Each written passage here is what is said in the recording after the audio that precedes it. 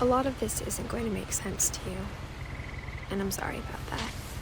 I'm just going to start at the beginning, with the house.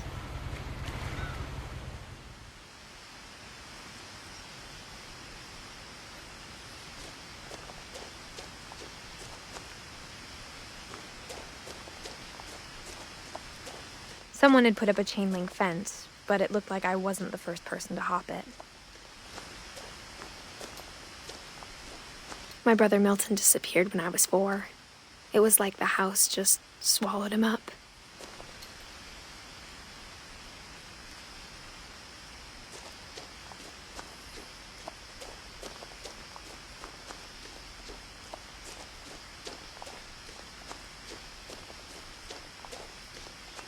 I lived here until I was 11, but I wasn't allowed inside half the rooms.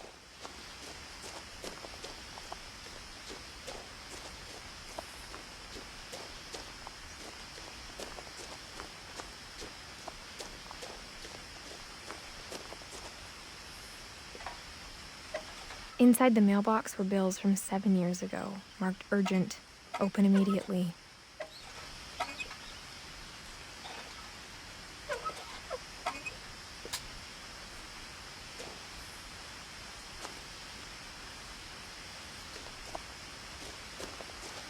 I hadn't been back since my brother Lewis's funeral.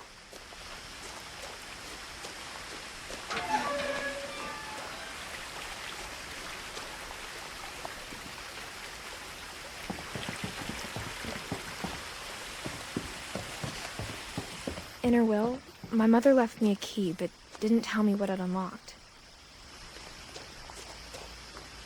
Maybe she thought I'd know, or she thought that the mystery would be enough to bring me back.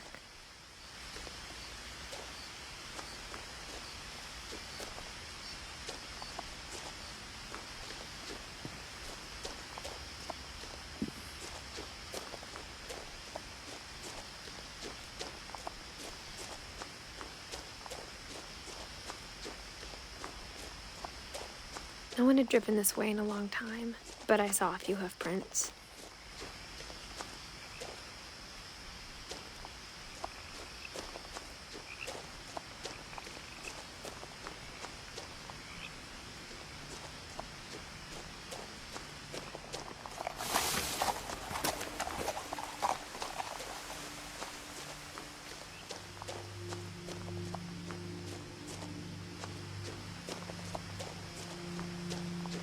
The truth is, even after I inherited the house, I never thought I'd come back to it. But now I had questions about my family that only the house knew the answers to.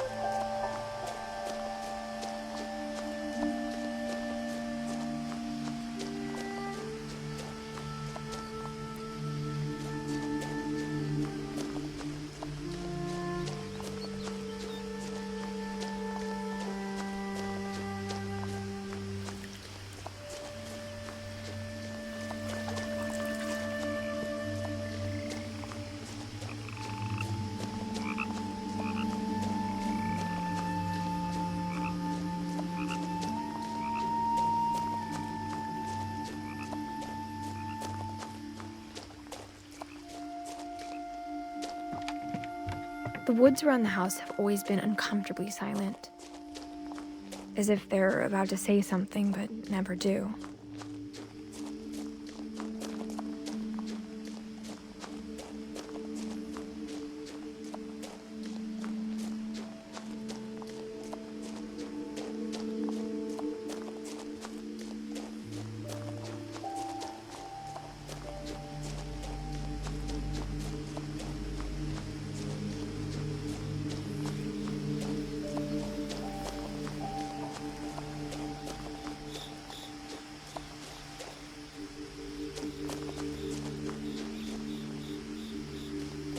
The house was exactly like I remembered it, the way I'd been dreaming about it.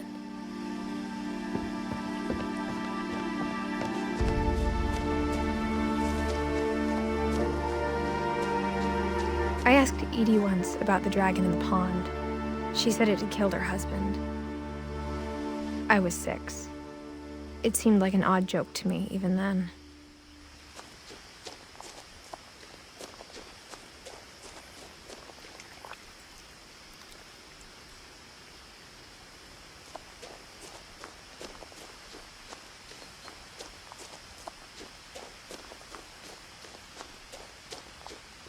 As a child, the house made me uncomfortable in a way I couldn't put into words.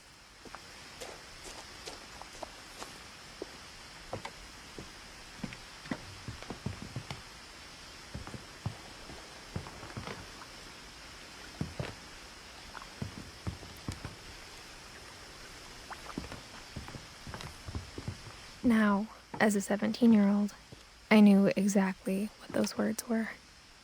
I was afraid of the house.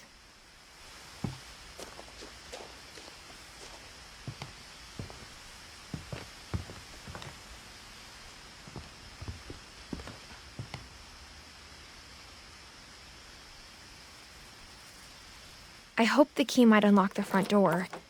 It didn't.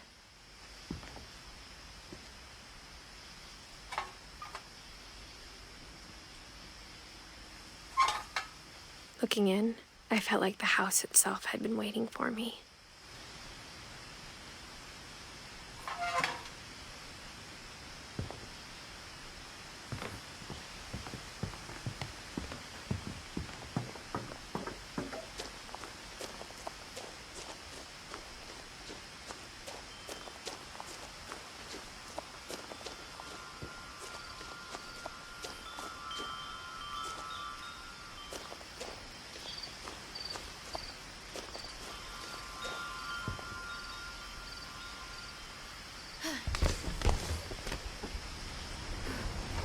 Crawling through the doggy door used to be a lot easier when I was 11.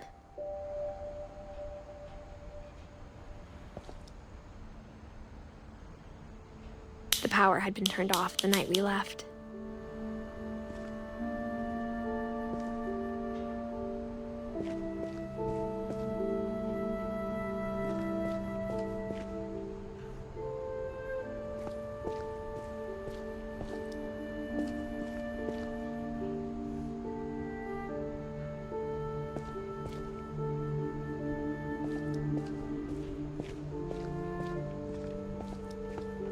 For the first time in years,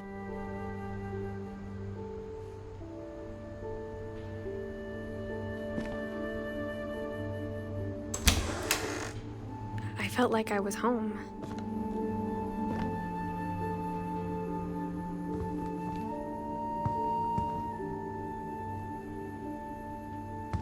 But instead of a family, there were just memories of one.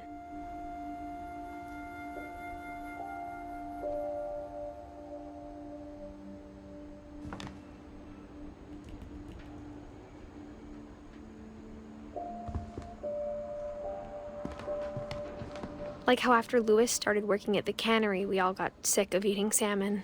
Except our cat, Molly.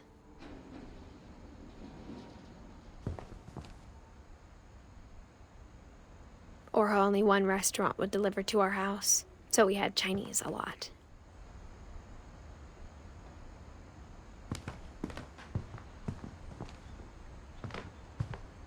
Nothing in the house looked abnormal. There was just too much of it. Like a smile with too many teeth.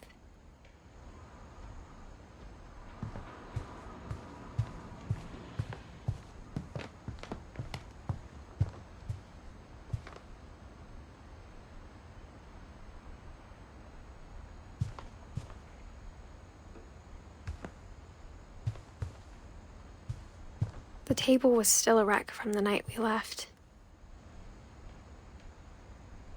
It was like a bomb had gone off, killing everyone but sparing the furniture.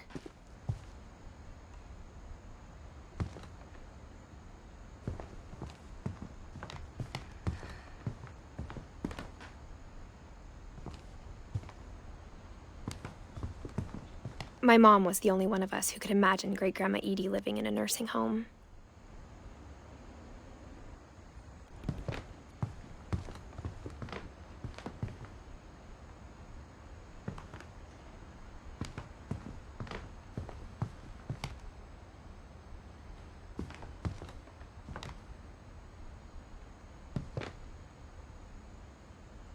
Even the fireplace had a story. Edie told me the bricks came from the original house, after it sank.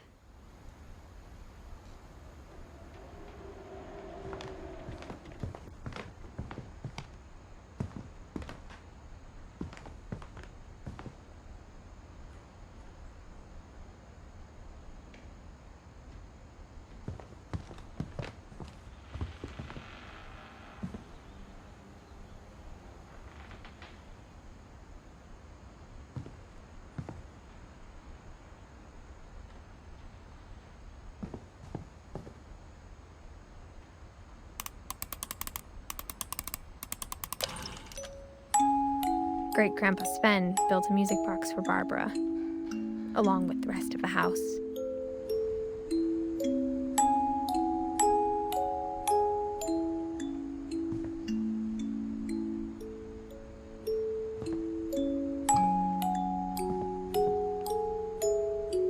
Mom always told me to stay out of the basement, so I wasn't too surprised when the key didn't fit.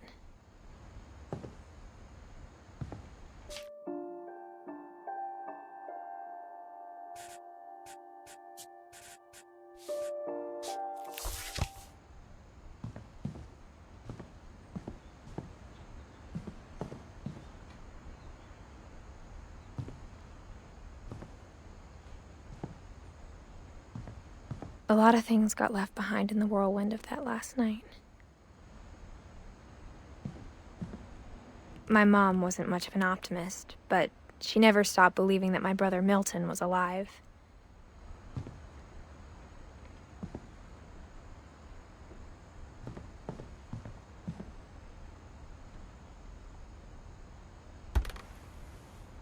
Edie told me once that every Finch who ever lived is buried somewhere in the library.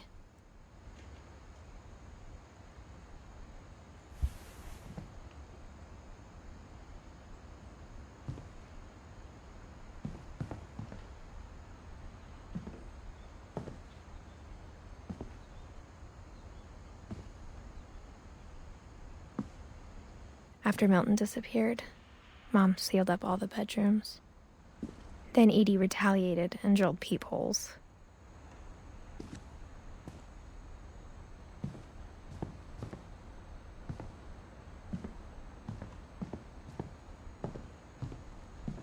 Whenever people ask me about my family, the first thing they always want to know about is Barbara.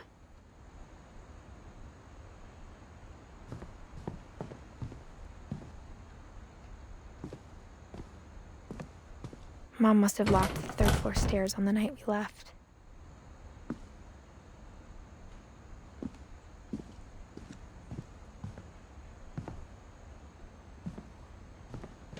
Edie's father, Odin, built the original house.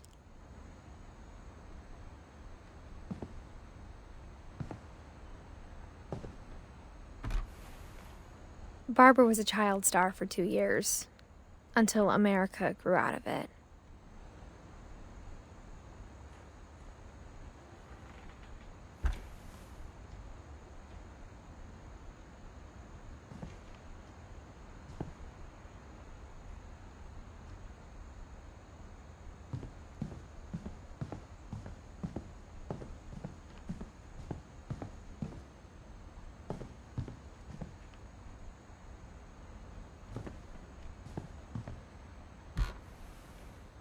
The last time I was in Edith Sr.'s room, I was 10 and she was painting my portrait.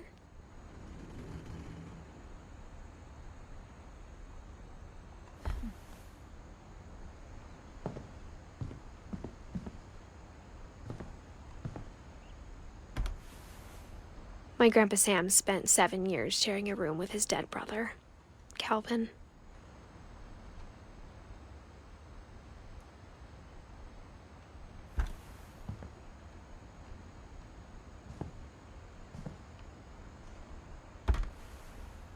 As a kid, I just assumed every house had peepholes and sealed rooms you weren't allowed inside of.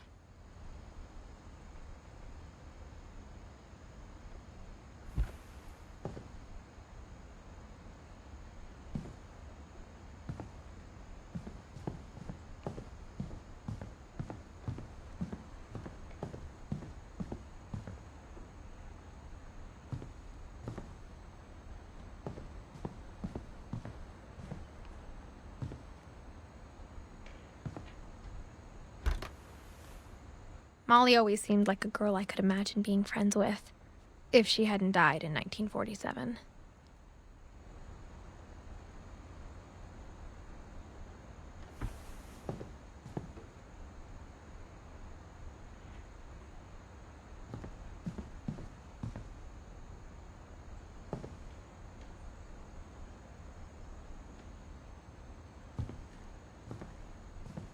I spent a lot of time playing in Great Uncle Walter's room.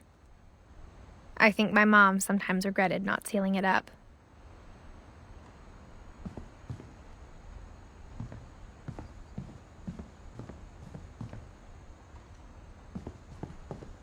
Lewis told me there were secret passages, but I never believed him.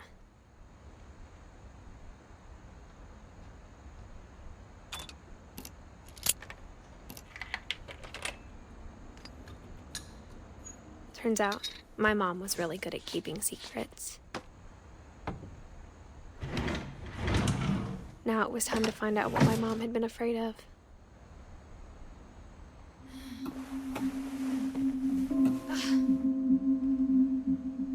From the paintings on the wall, it was clear my brother Milton had been here before me.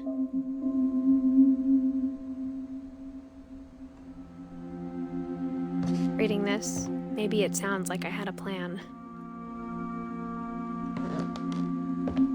But I had no idea what was behind that door.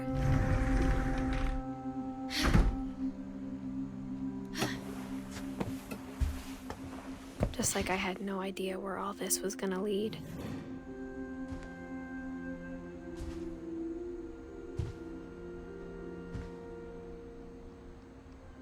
I grew up looking at Molly's room through the peephole. Being inside for the first time, I felt like I'd stepped behind a painting.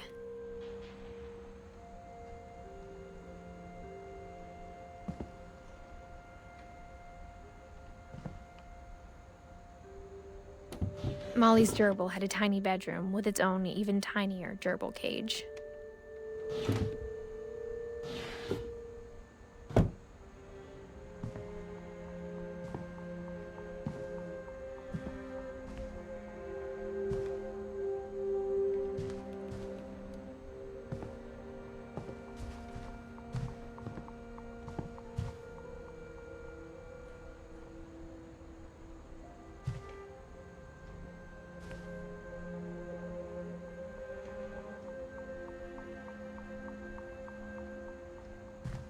I got the sense Edie had spent a lot of time here, before my mom sealed the doors.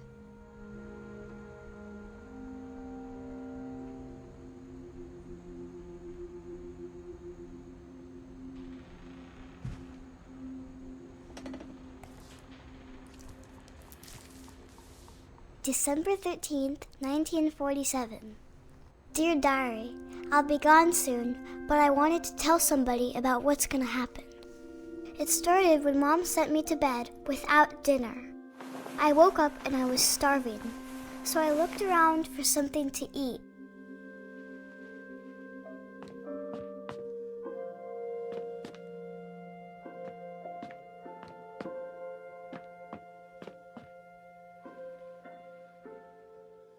The gerbil food was dry, but I didn't mind it.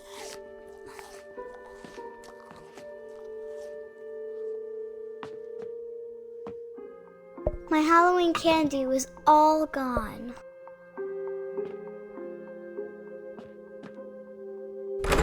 Mom, can I come out now? Sweetheart, it's late. Go to sleep.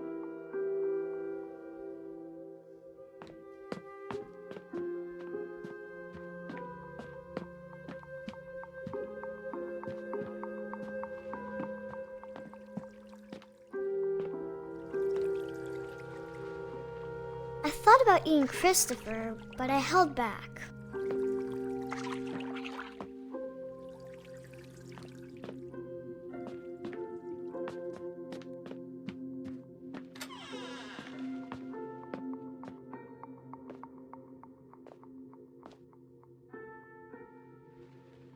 I kept eating and eating.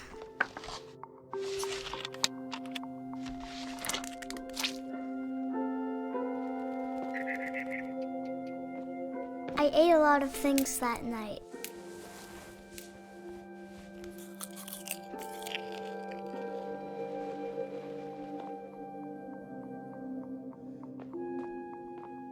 Then I heard chirping outside my window. It was a barn swallow going back to her nest. I reached out for her.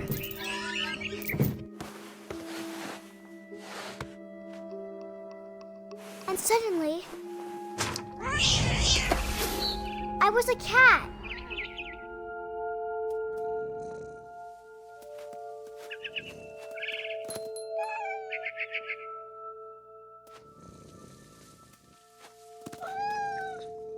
I tried to be quiet, but the bird was really scared.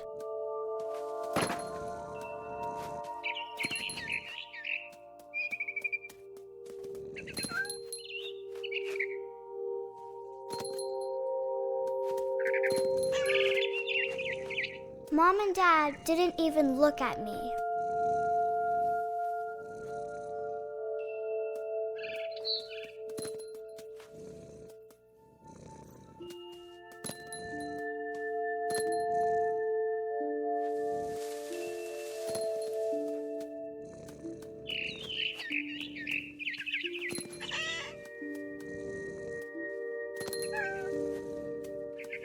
The babies were all gone.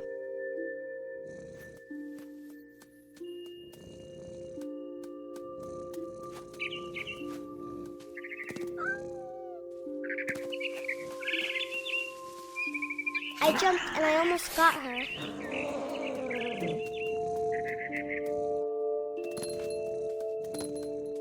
I could tell she was getting really tired. Now I was up in the big tree. I promised Dad I wouldn't climb it anymore. All I cared about was eating that mama bird. I gobbled her up. And suddenly, I was an owl. First, all I heard was the wind. Then I heard little teeth nibbling in the grass.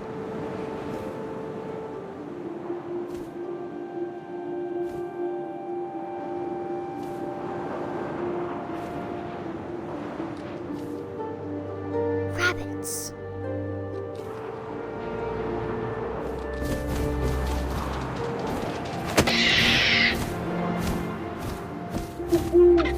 I imagined his face looking up and seeing mine through my talons.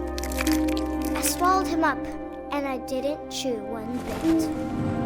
Then I flew off to find something bigger.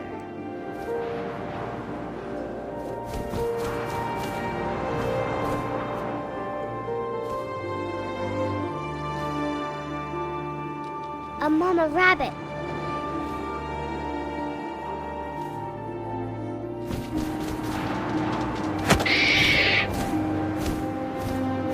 She was almost too big to carry. I started choking, but I couldn't stop eating. And suddenly, I was a shark.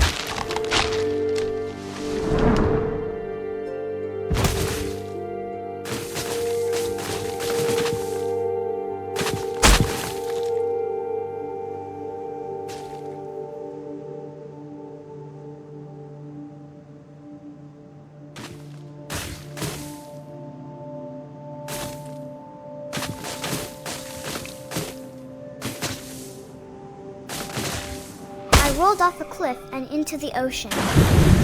Now, I was hungrier than ever.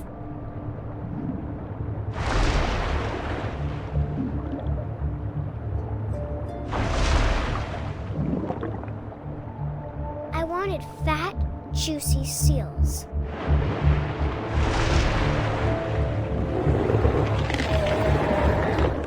I tore off her flipper, and it tasted really good.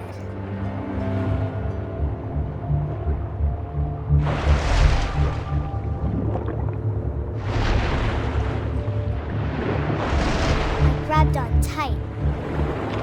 But I was so hungry, I jumped out of the water. When I opened my eyes, everything had changed.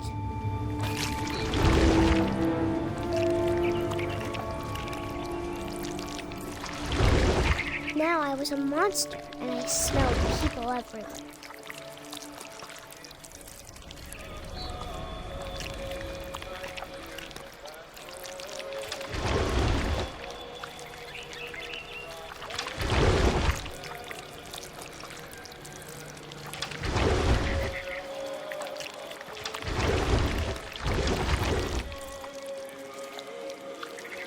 I was big, but I moved real quiet.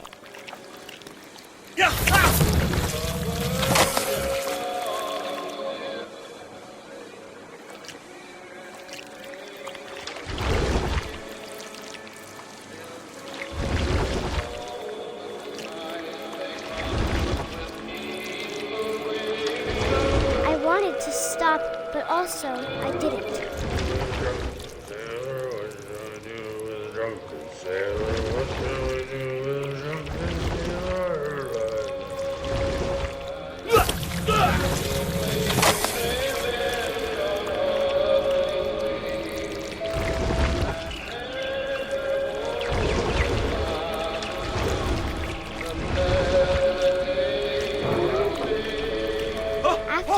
Passenger, I was still hungry. And across the water, I smelled something new. Something I had to have, so I swam towards it.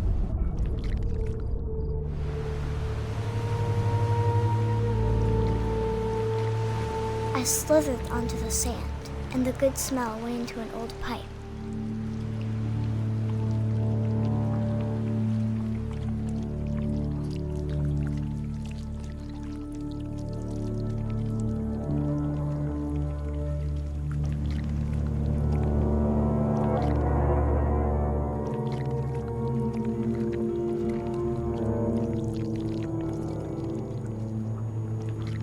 I got closer and closer.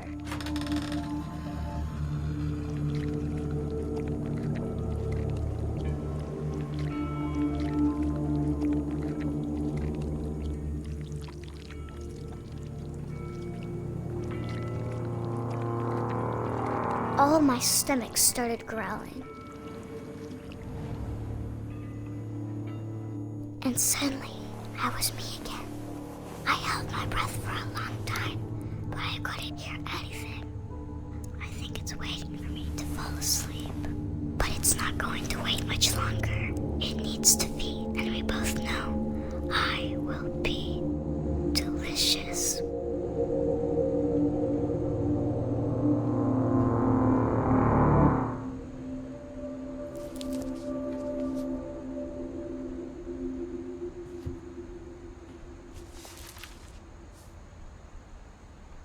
I'm not sure if I believed all of that, but I'm sure Edie would have.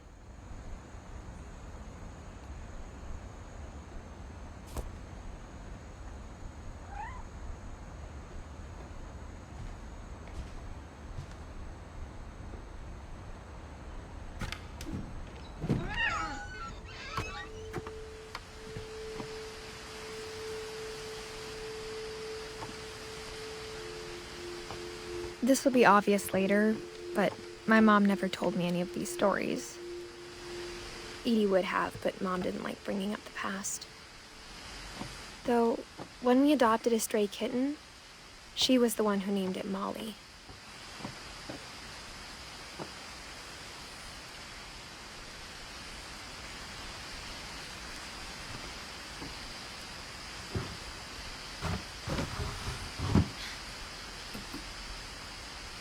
I I spent a lot of time in Great-Grandma Edie's room.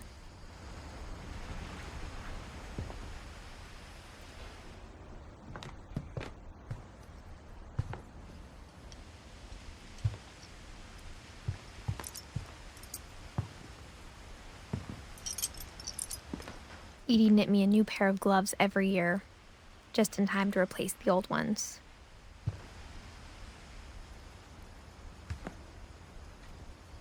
Louis died a week before we left, but Edie had already started to memorialize him.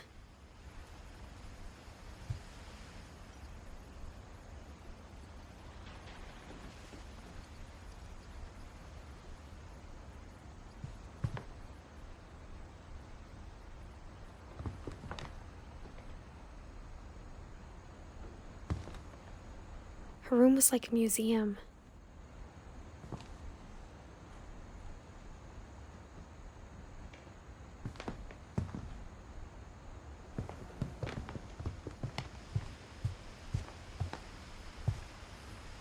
Edie gave a big interview about a mole man living under the Finch house. My mom was furious.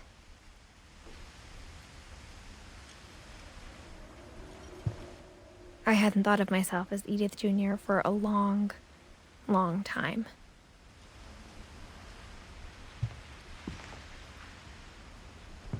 One summer, they evacuated the island, but Edie refused to go. For a few weeks, she was a celebrity.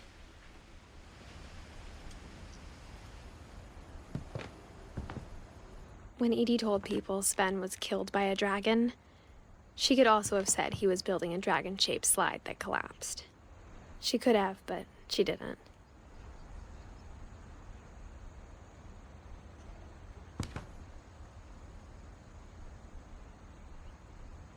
Even in her 90s, sometimes Edie seemed a lot younger than my mother.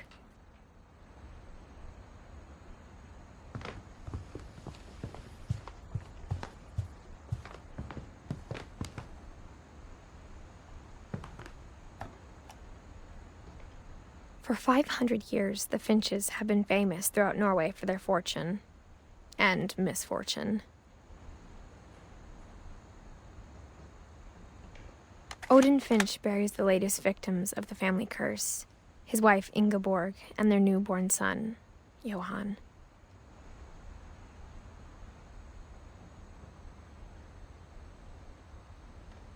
On January 7th, 1937, he set sail with his family and his house, hoping to leave the curse behind. But 40-foot waves off the coast of Washington send the house and Odin to the bottom of the sea.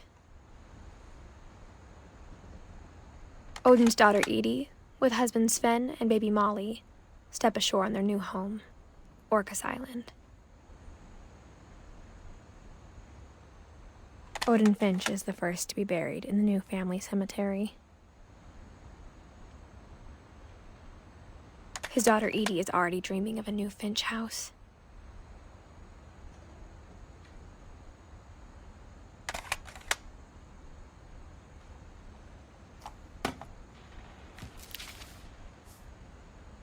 Whatever's wrong with this family, it goes back a long ways.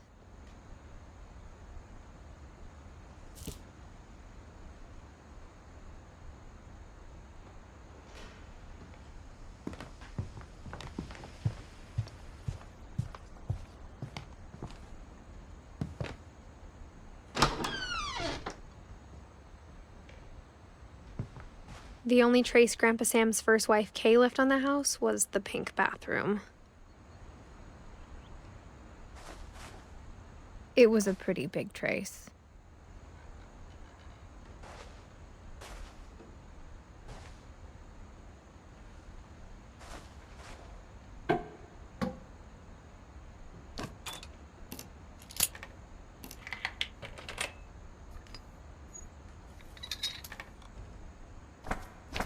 There's a secret in this bathroom. It's in the last place you would look. It isn't in the cupboard. It's hidden in this book.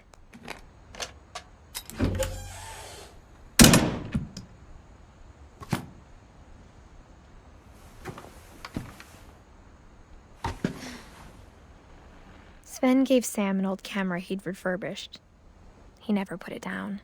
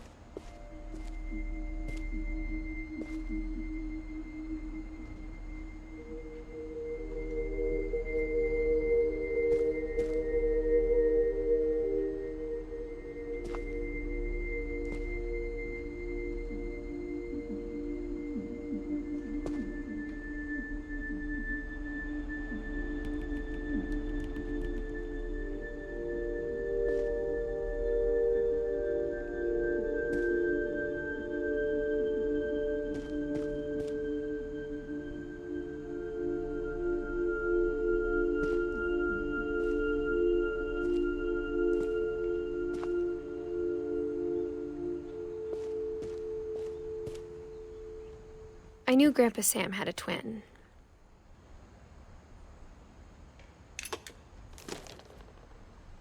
And that he never talked about him.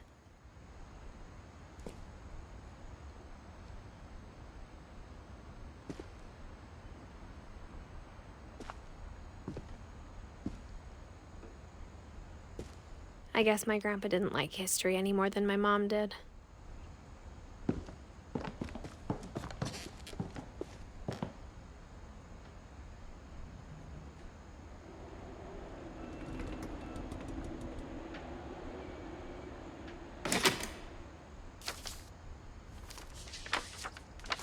How I Want to Remember My Brother by Sam Finch.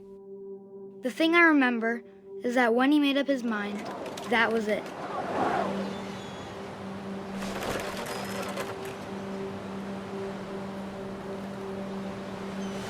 My brother said he'd die before he ate another mushroom, and he did.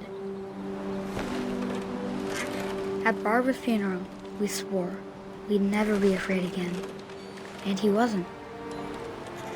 I think Calvin always wanted to fly.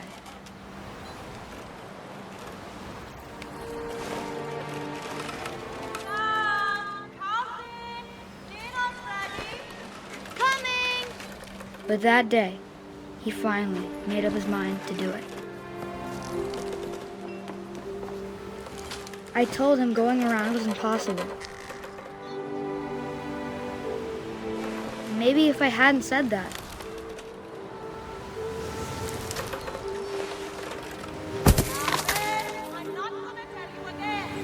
maybe if the wind hadn't picked up, then maybe he'd still be here. But I doubt it. I think he'd already made up his mind. That's what I want to remember about my brother.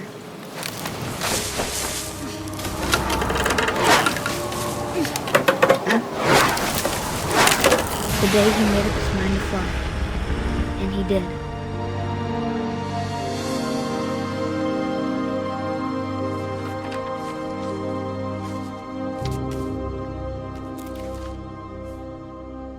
Calvin's story felt strangely familiar. When I was younger, I remember trying to do the exact same thing.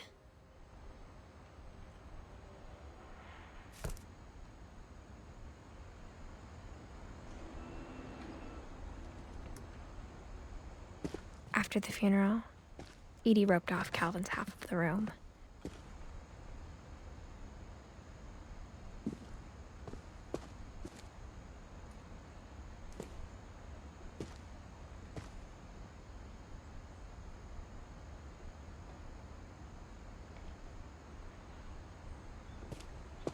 Mom said Grandpa Sam enlisted at 18 and never set foot in the room again.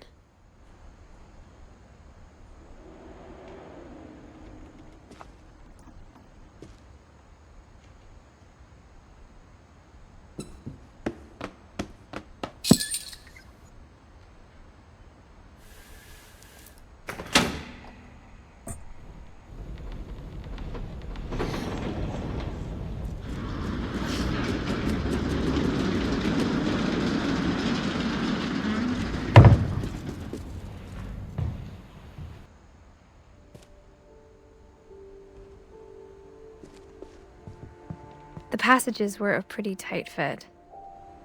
They'd obviously been built for smaller hands and bellies.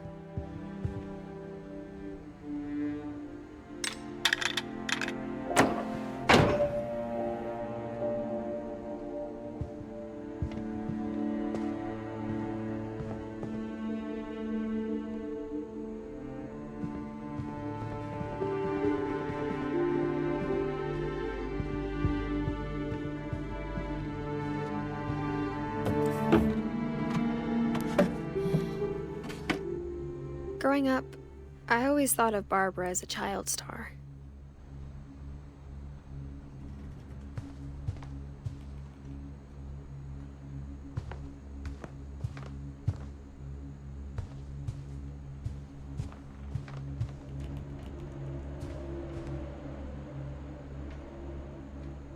I never thought about how hard it must have been for her afterwards.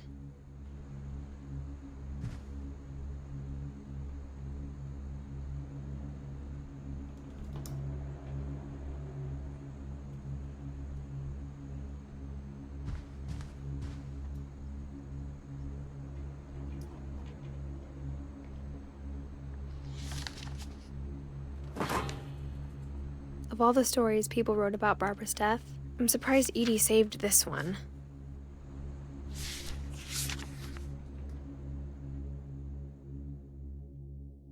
Old Jack here with another ghastly tale inspired by America's most unfortunate family. I'm calling it The Surprise Ending of Barbara Finch. As a child star, Barbara was famous for her scream.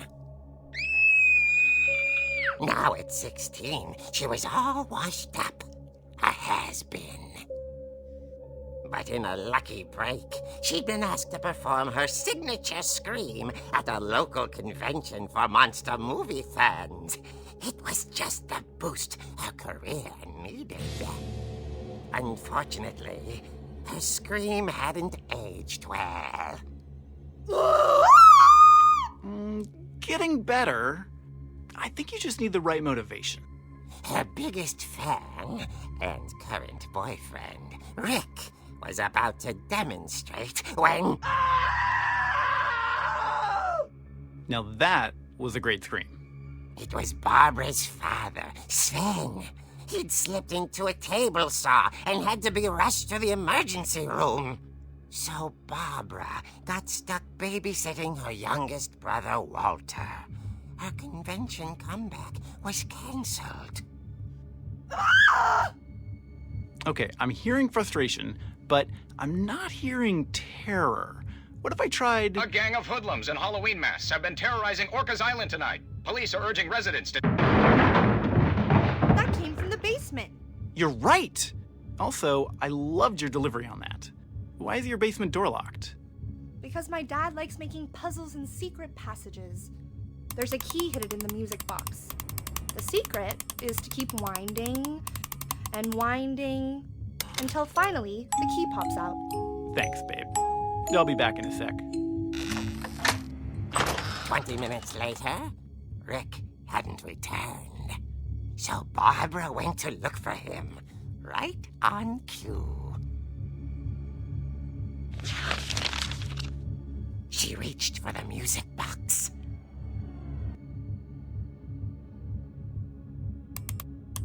And as she wound the key, she listened for Rick, but the house was silent.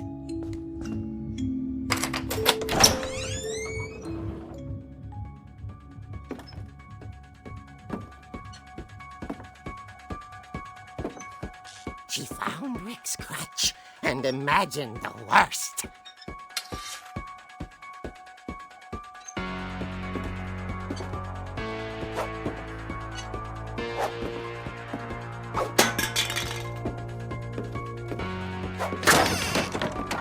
The gang's leader is the infamous Hookman killer, Dr. Carl Hamill, who impaled and then ate his family 10 years ago tonight.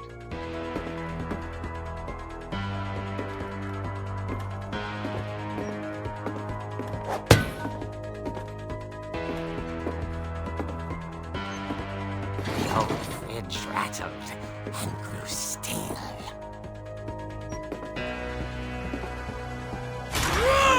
Oh dear! Oh! Rick?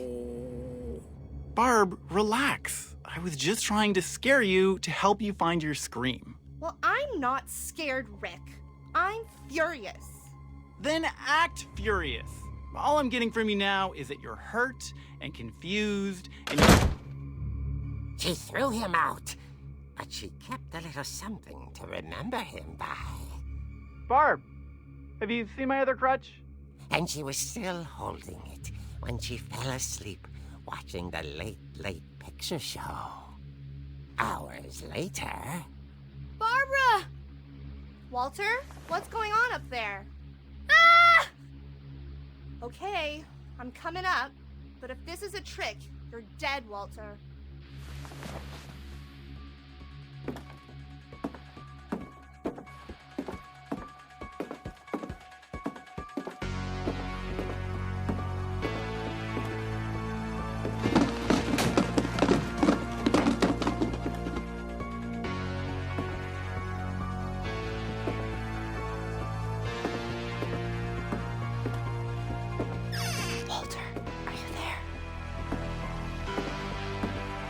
Walter had vanished, but his bedside radio was still on.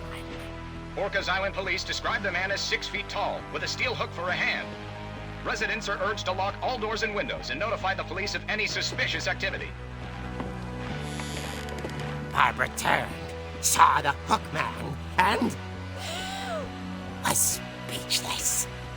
He was quite smashing.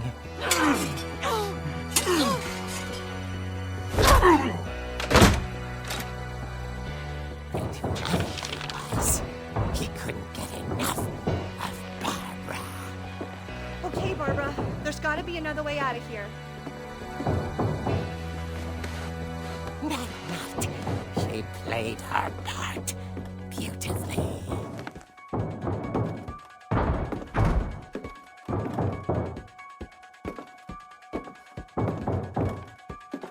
Molly's door hadn't been opened in years. The hinges groaned.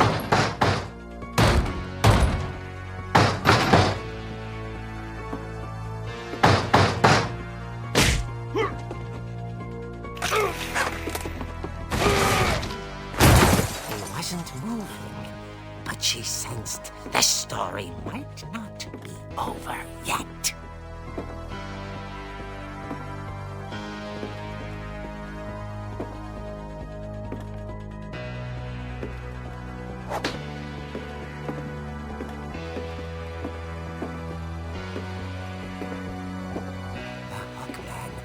Vanished. She listened for his breathing, but all she heard was...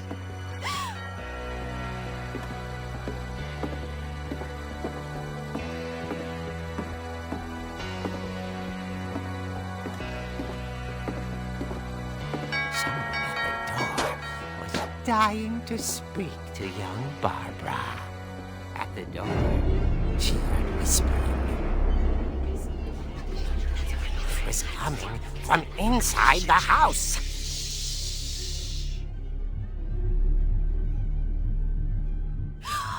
Oh dear.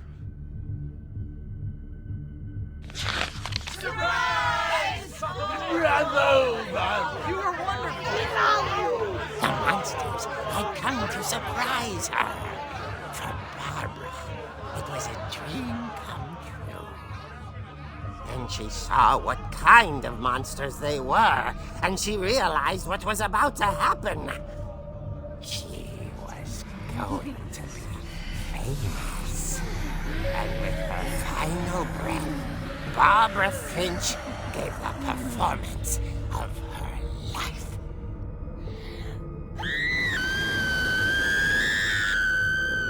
I wasn't there myself, but I hear Barbara was magnificent. Poor girl. She had a taste for stardom. But unfortunately, so did her fans. Of course, the police blamed it all on poor Rick, who disappeared the same night. And little Walter, hiding under his bed the whole time. He took it all pretty hard, but that's another story. As for Barbara, tucked inside the music box was all they ever found of her. Her ear. Now that's what I call a real eerie tale.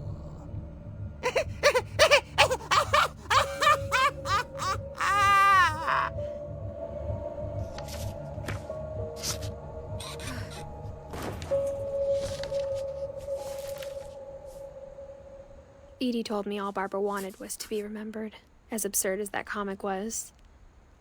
Maybe what Edie saw was a happy ending.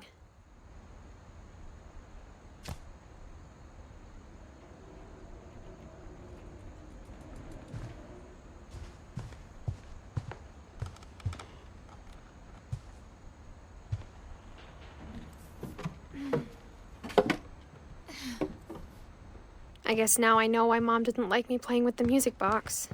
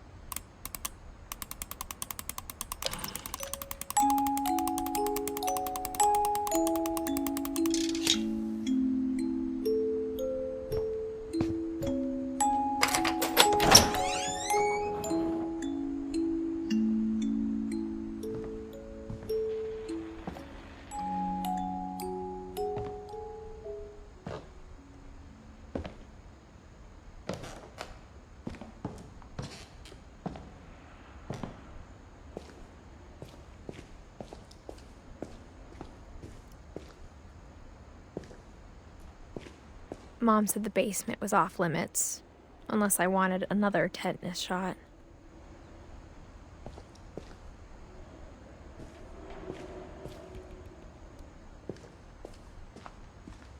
I saw Edie sneak down to the basement once, carrying packages.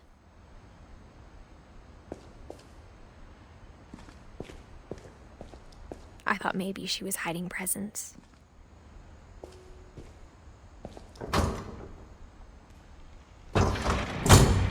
It turned out she was hiding a lot more than that.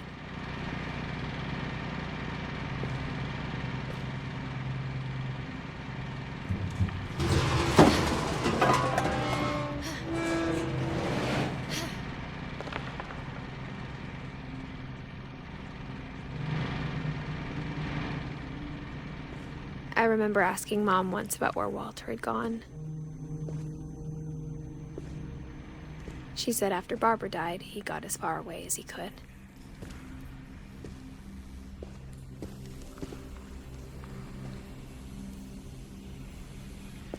If there's a pattern in all these stories, I think it's that none of us has gotten very far.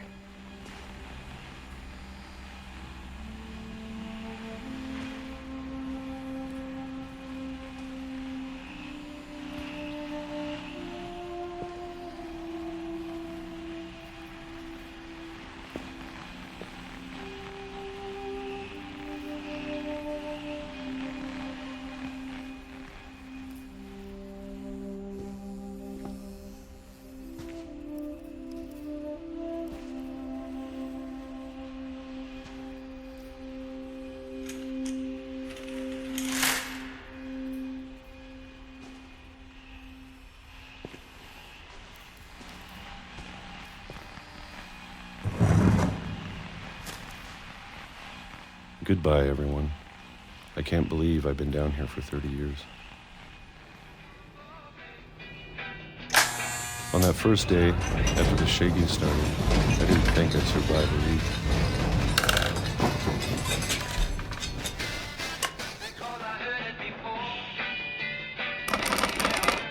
But after a few days, I settled into a routine. That's what kept me sane.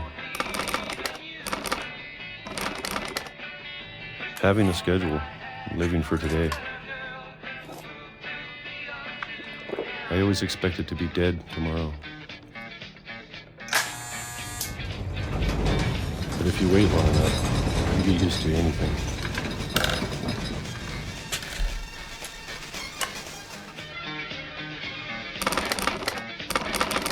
Even a monster on the other side of the door starts to feel normal. Almost friendly.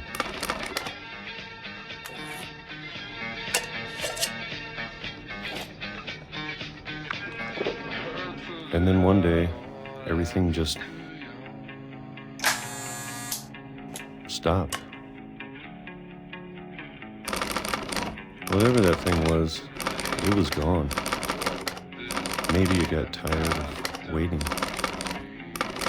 Or maybe I just got tired of being afraid.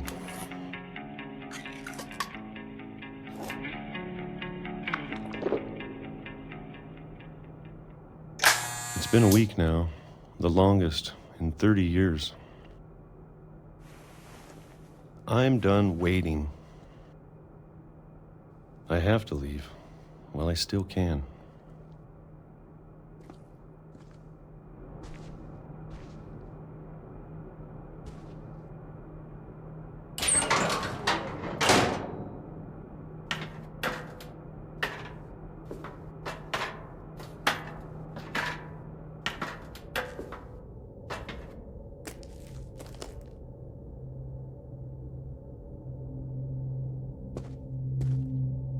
I know it's out there, somewhere.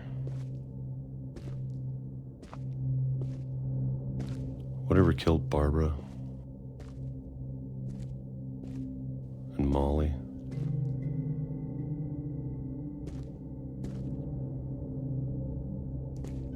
And Calvin.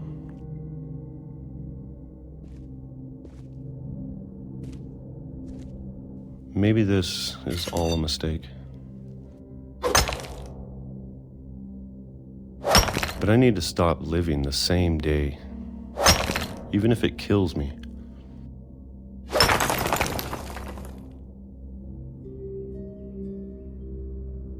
Whatever's out there, I want you to know I'm ready for it.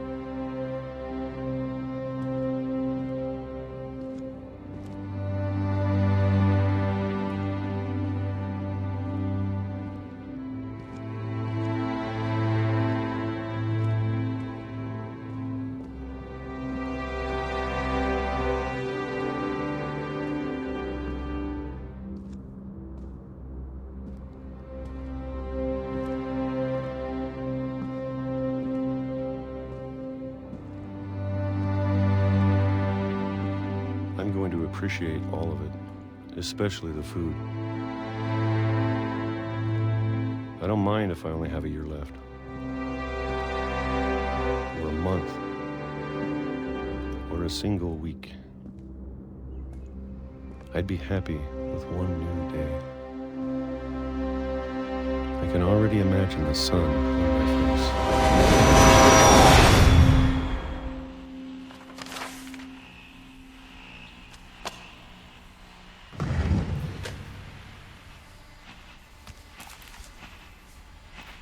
Walter died when I was 6. I can't believe my mom never told me he was down here.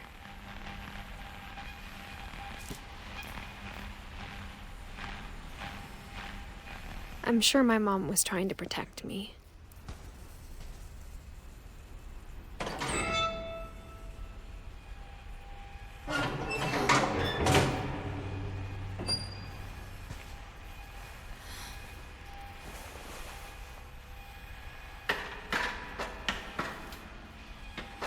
Maybe she was afraid I'd end up like Walter.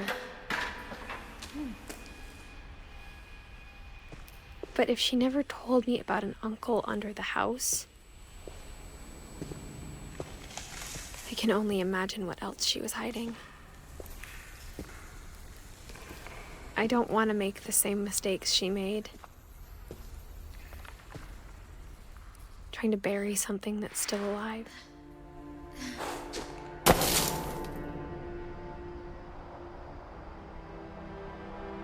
Now that there's only one of us left, or maybe two, I thought it was time I heard the stories for myself and found out what happened to everyone else. But now I'm worried the stories themselves might be the problem. Maybe we believed so much in a family curse, we made it real.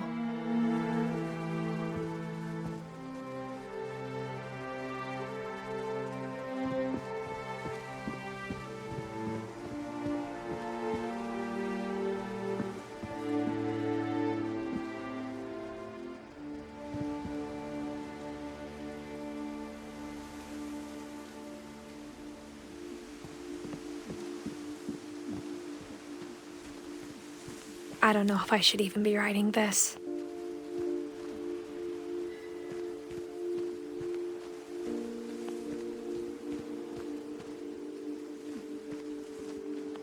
Maybe it'd be better if all this just died with me.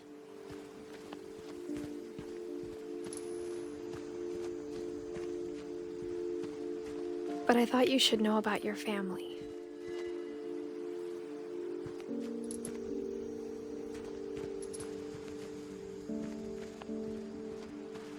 And the history you're a part of.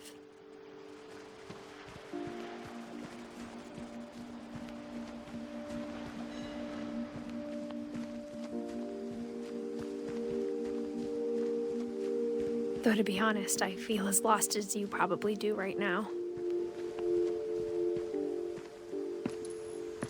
I think the people in these stories believed them, for what that's worth.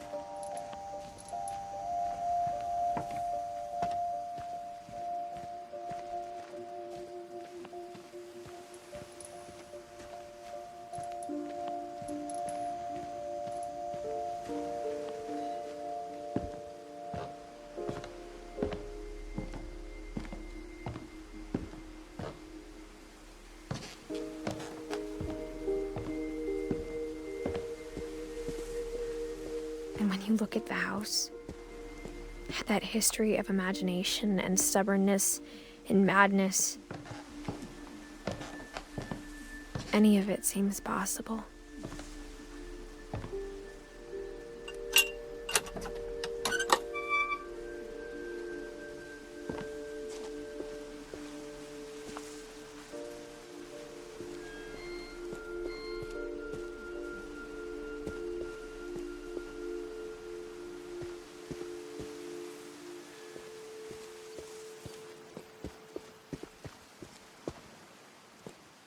I think we've been surrounded by death for so long, we've just gotten used to it. What kind of family finishes building a cemetery before starting the house?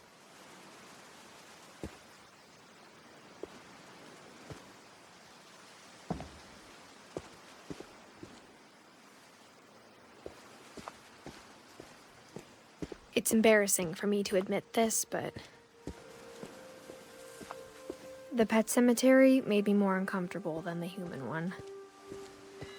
3 of the gerbils are mine, and 2 had been my fault.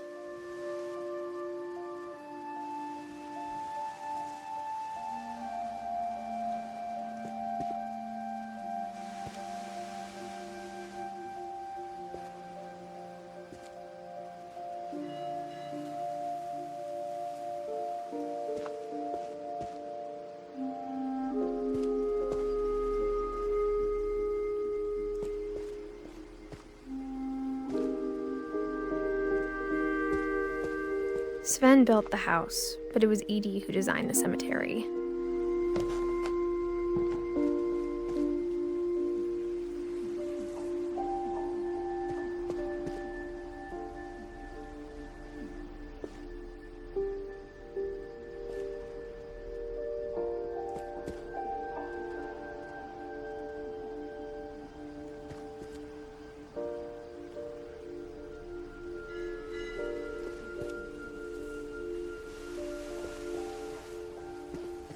I'm sure Odin's monument had been Edie's idea. My mom was always trying to move on, but for Edie, the past never went away.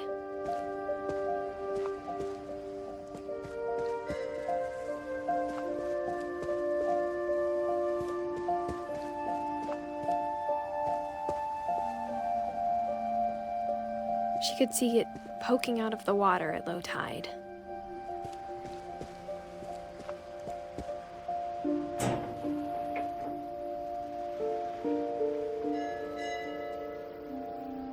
Edie said she dreamed about the old house every night.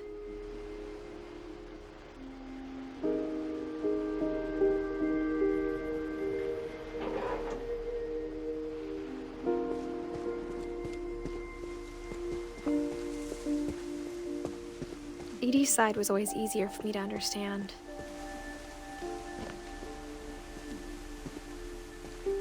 But the older I get, the more I can see where my mom was coming from. Her dad had been pretty strict, but it wasn't enough to save her brothers. She was just trying to do better.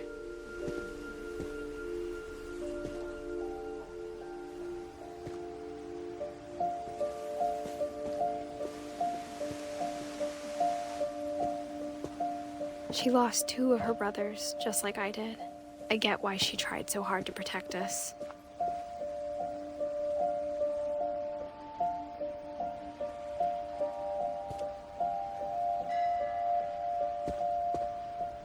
We never found Milton's body, so my mom insisted we were putting up a monument, not a tombstone.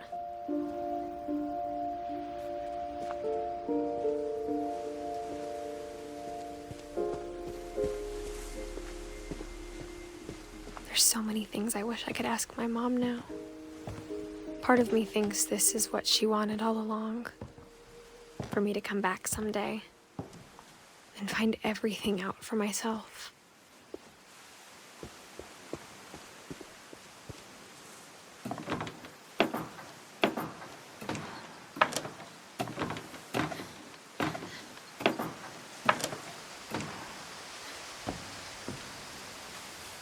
But looking back on it now,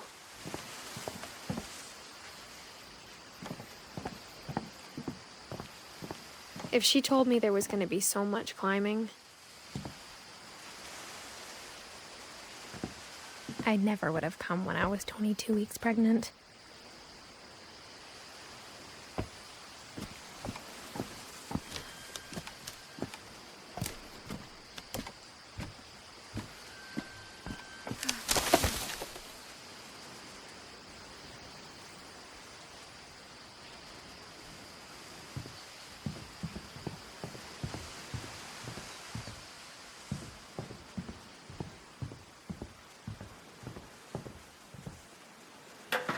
I never met Grandpa Sam, but I think he and my mom had a lot in common.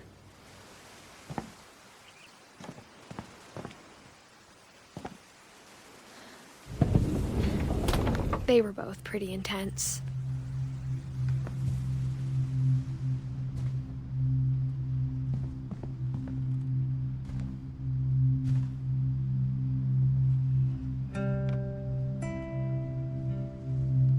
Sam spent his life shooting photos, but Mom said he got nervous being in front of the camera. I guess we're all afraid of something.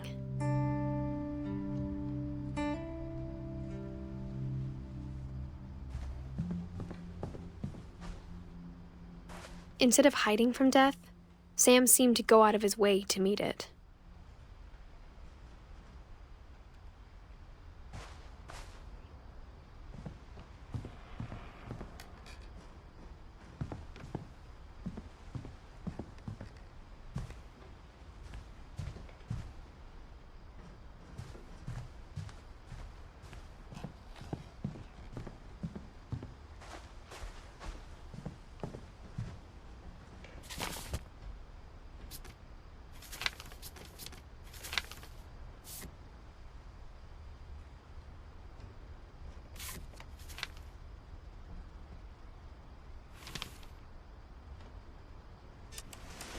Dawn, I promise, you'll never forget this weekend.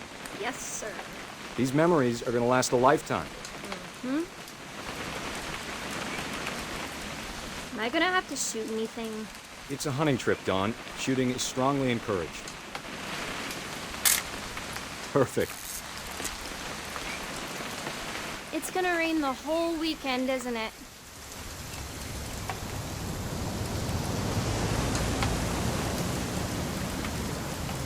I will never forget this weekend, Dad. That's the spirit. Okay, got it. I'm gonna take some pictures, okay? Just be careful. That camera's older than you are.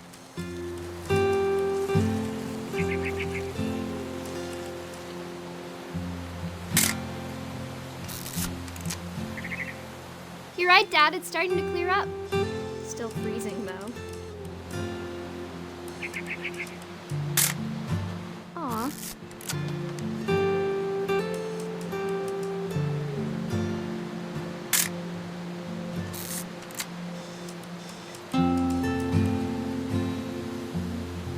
Definitely should not have drunk all that coffee. Hold still while I take a picture of you. I definitely won't be moving. Are you done yet? Does it sound like I'm done? Nothing quite like being outside. Hey! That's a keeper. I'm just saying, I'm not always gonna be here, Dawn. You'll need to remember this stuff, if you want to survive. I'll be fine, Dad. You know who else thought he was gonna be fine? Some guy who died. Dawn, I'm being serious. I know, Dad. You're always serious. Doesn't being out here make you want to chill out? Well, to tell you the truth, I haven't been out here in 20 years. Dawn, don't you think you could find something more interesting to photograph? Last time I was with my brother Calvin. Man, that was a great trip. Your grandpa's Fen taught us how to fish, how to build a fire. We found an old logging trail. There were deer everywhere. I bet if I could remember where that trail was, we'd spot a buck for you in no time. Dad! Good eyes, Dawn.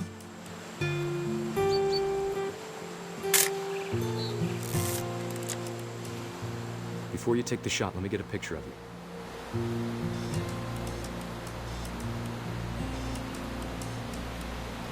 Dad, I... Just breathe. Turn off your imagination. Focus on your target.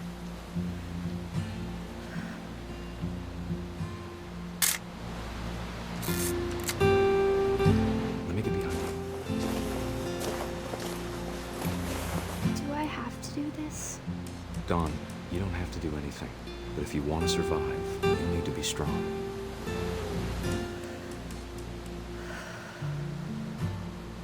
Now keep yourself squared up. Great shot, Dawn!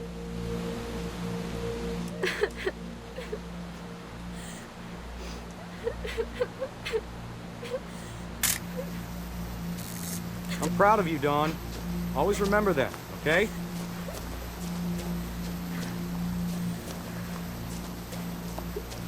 Dad, it's twitching. I think That's it's totally so... normal, Dawn. Just focus on the camera. Try not to think about... Dad!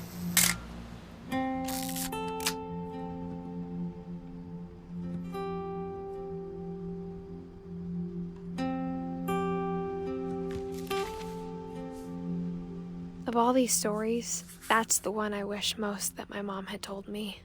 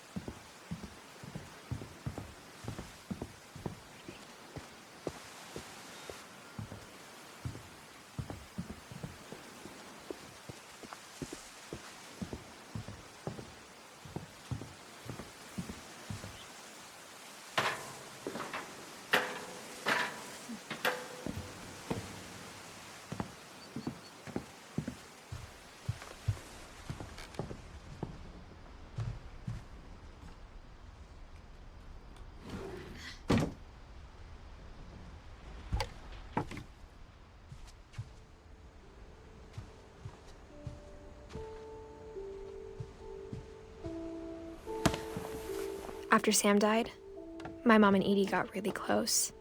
They'd both lost a lot.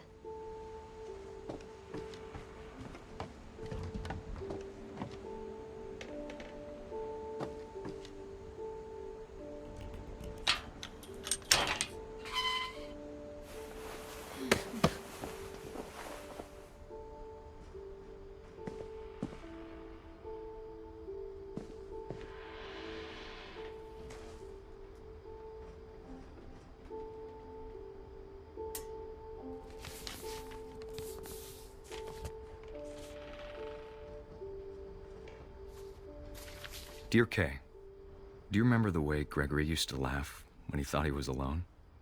Like something funny was happening, but only he could see it.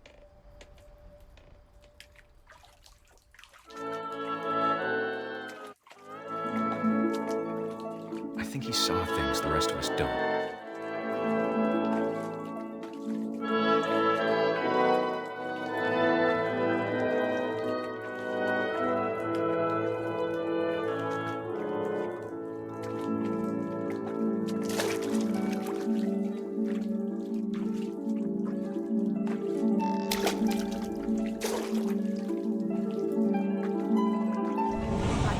Gregory, it's time to... Hold on, sweetie. Hello?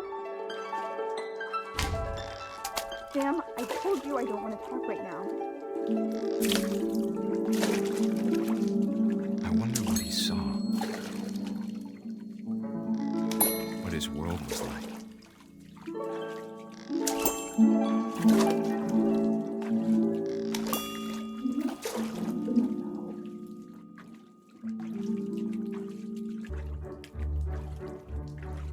He reminded me so much of Calvin. Lost in his imagination. Whatever it was he saw.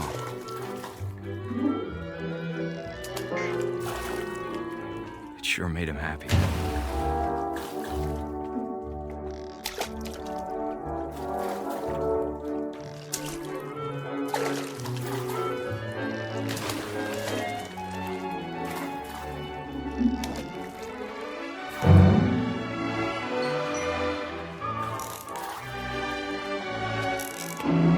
I know how silly it sounds.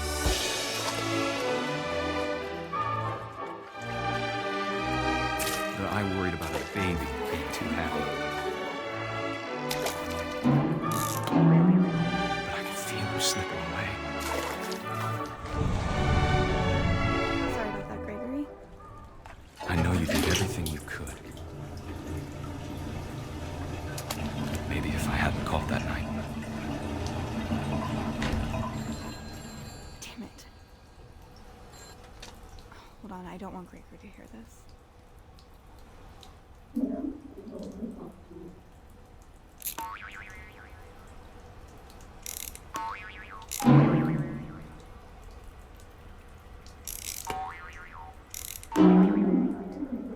I wish he could have told us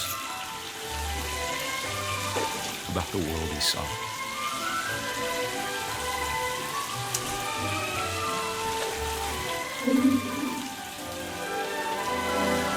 There's so much I don't understand about Gregory, about everything.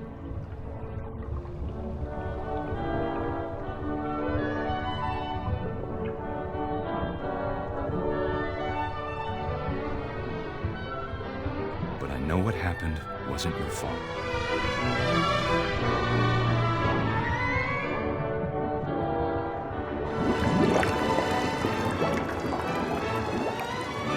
I'm sure he's happy.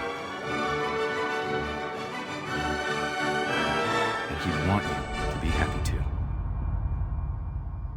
Good luck, Kay. Love, Sam.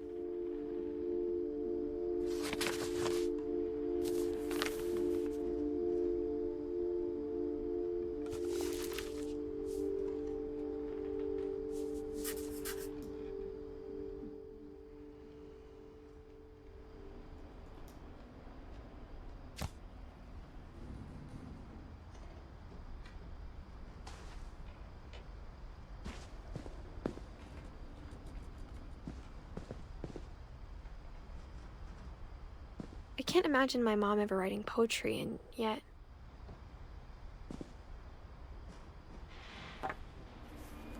A poem for Gus, who always said the wedding was a bad idea.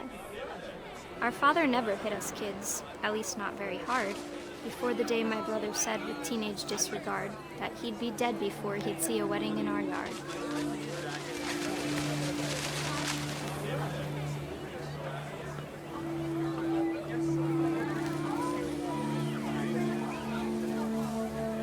My father made him come, of course, but Gus stood far apart, just flew his kite and bottled up the storm inside his heart.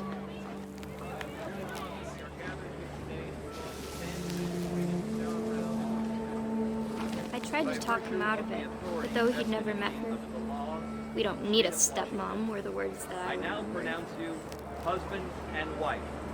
You may kiss the bride.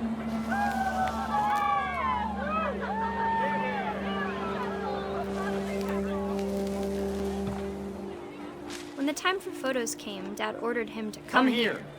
But Gus declined, and as a sign held up his middle finger.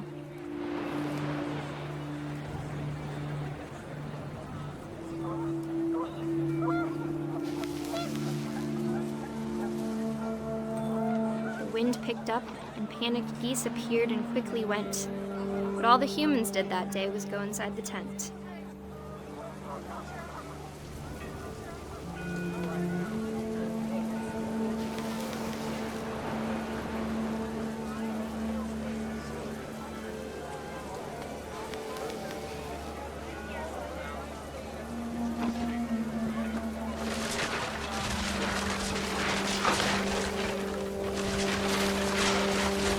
Rain came down in buckets then, but no one seemed afraid that nature might destroy the tent our dad had crudely made.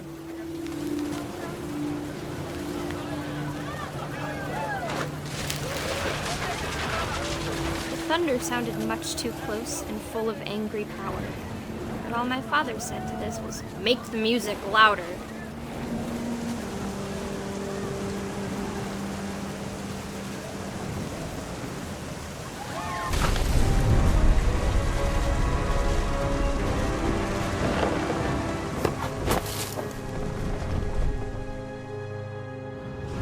I wish that I could truly say I thought about you on that day. Out there on the beach alone, just you, the wind, the sea, and foam. But I didn't, until we found you.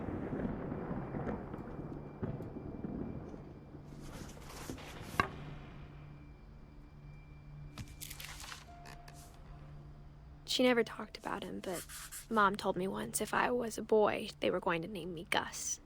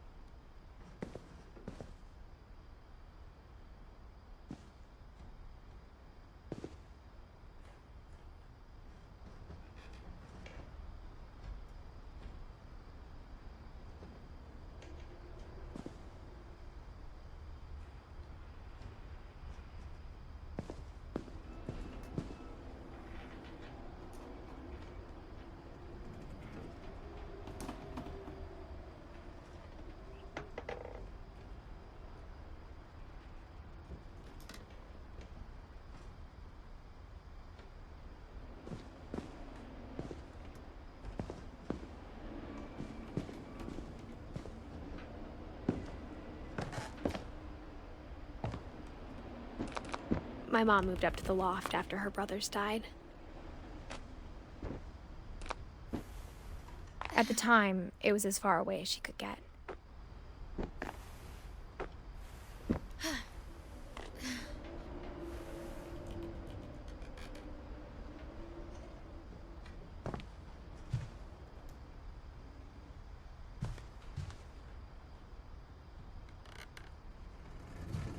She spent a summer building houses in Calcutta, where she met my dad, Sanjay.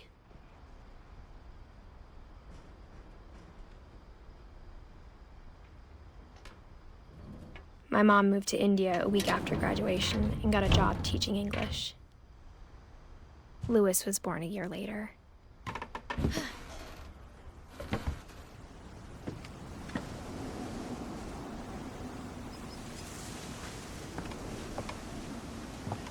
When my dad died, I don't think Mom knew where else to go. I'm sure Edie was happy to have her back.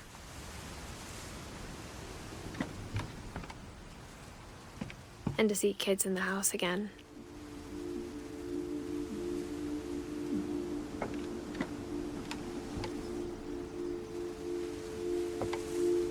The house had to get a little bigger, but Edie was used to that.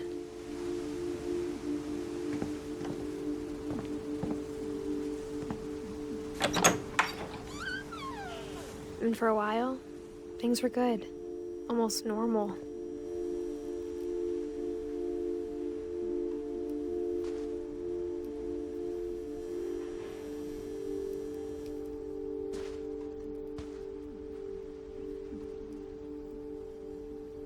But it didn't last.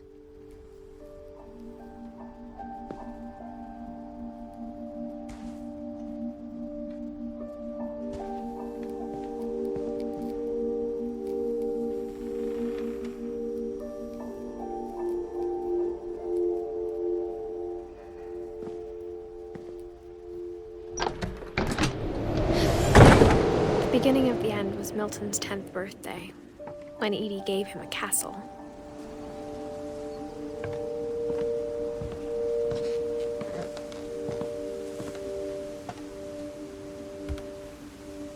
After Milton disappeared, the only thing he left behind was a room full of paintings.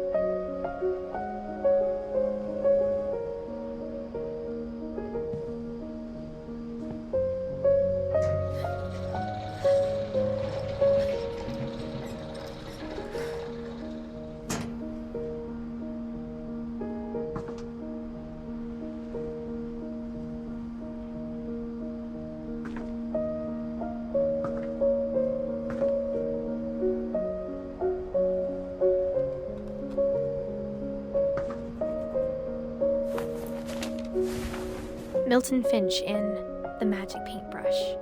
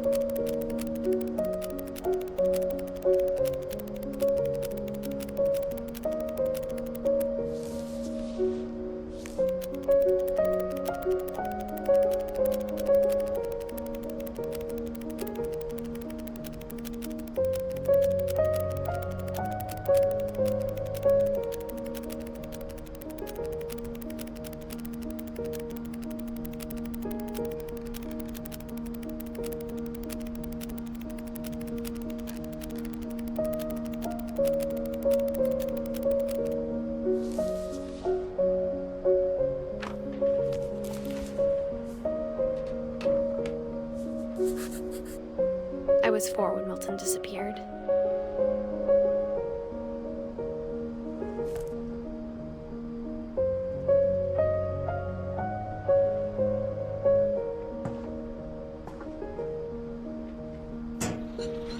Mom spent months searching for my brother.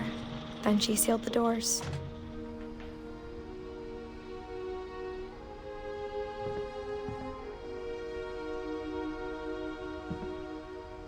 Whatever Milton had found in the house, Mom didn't want it getting out.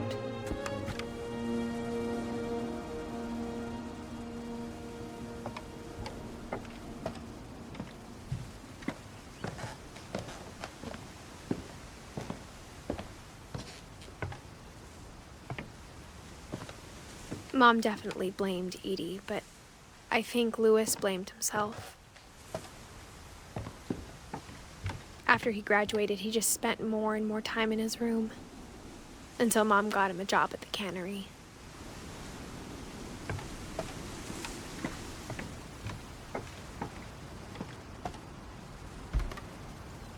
Everyone always told me to stay out of Louis's room, except Louis.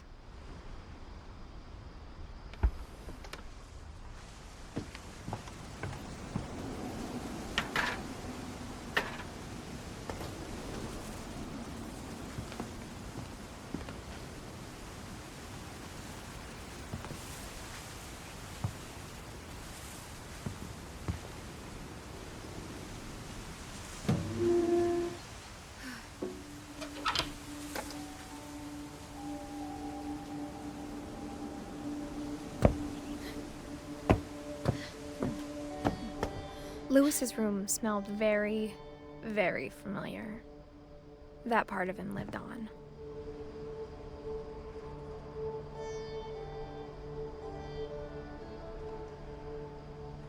He was so proud of being Indian.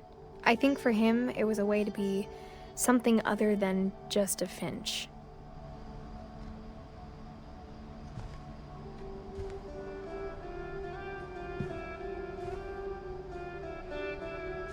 Louis and I spent a lot of time playing games together, but he was surprisingly bad at them. He died a lot.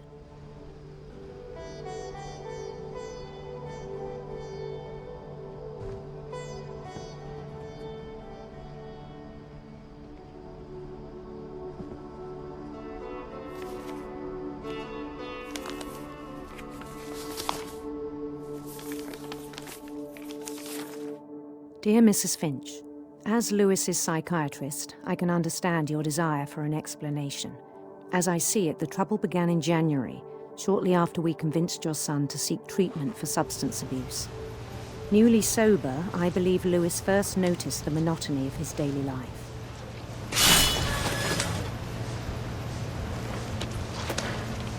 He kept working at the cannery,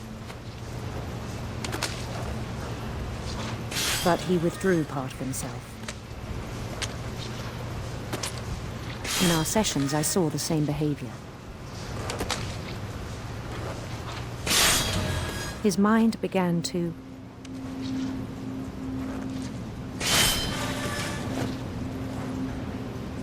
wander. I asked him to describe it. He said he started small, imagining a labyrinth. He'd feel his way about. Then something moved. Bats. And toads.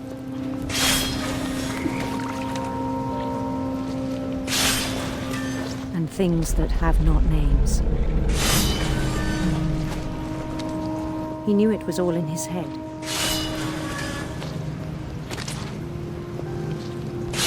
But he took it very seriously. I had hoped he'd find himself.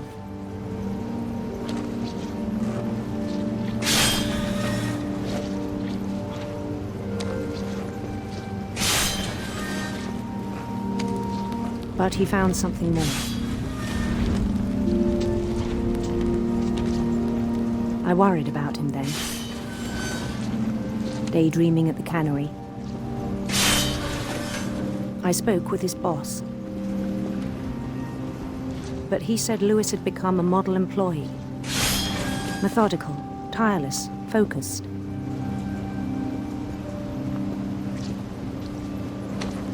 Like a whole new Louis. So I let him go on.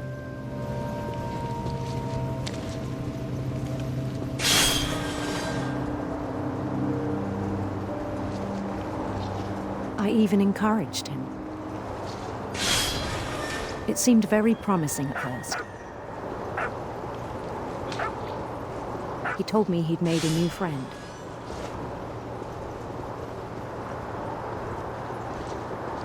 On the edge of a city he named Louis Topia.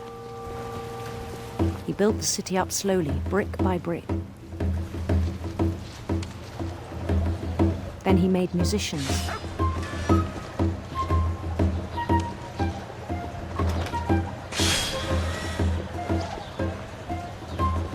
And songs for them to play.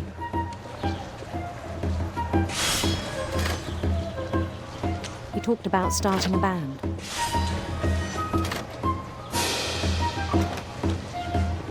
And he was always humming something. Every day his imagination grew stronger.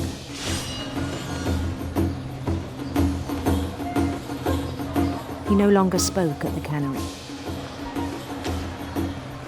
But his chopping was as reliable as ever. Then one day it struck him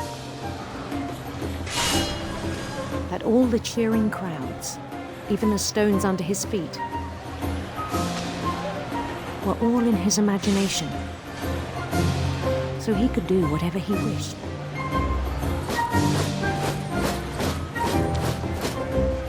He held an election for mayor. And he won.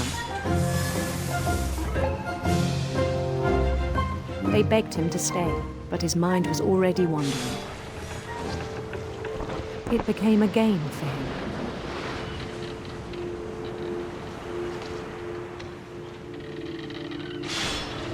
He'd conquer a city, then immediately push on. New Louisville.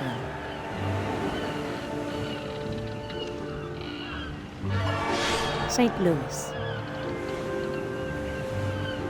He started drifting away from our reality.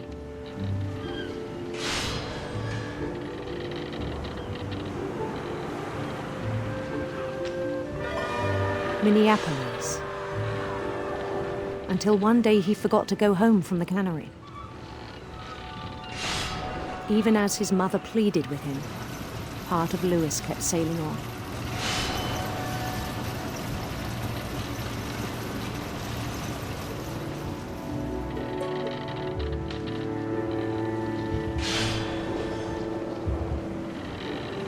In Louisburg, he heard rumors of a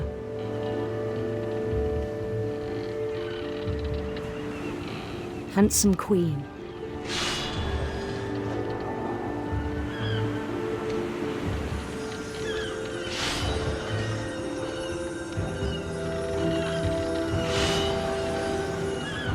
The queen was on her own quest for sinister serpents.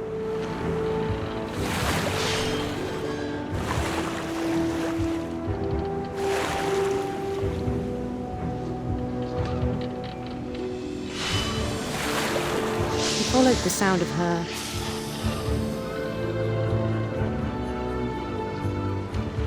silver harp.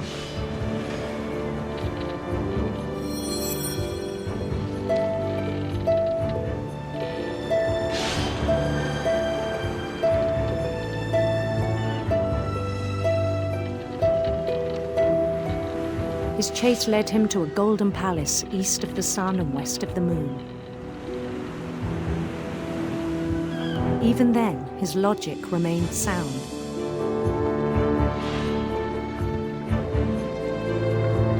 He knew the world was all in his imagination.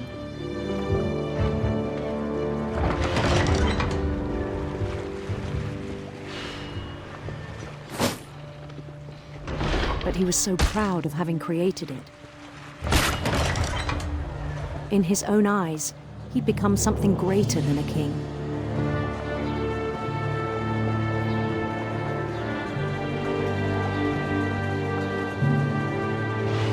For someone who'd never known success in the real world, I think it was overwhelming.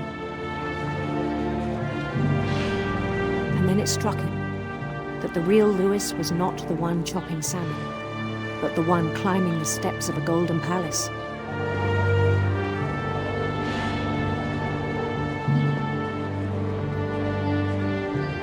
My imagination is as real as my body, he told me. It was hard to argue with him.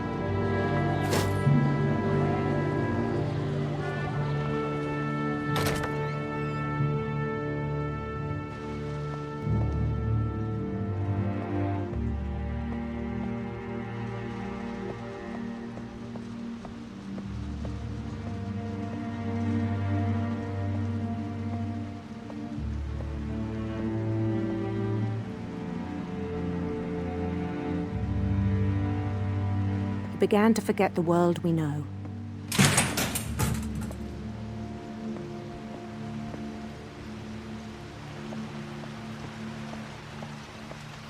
I think it pained him to remember Lewis, the cannery worker.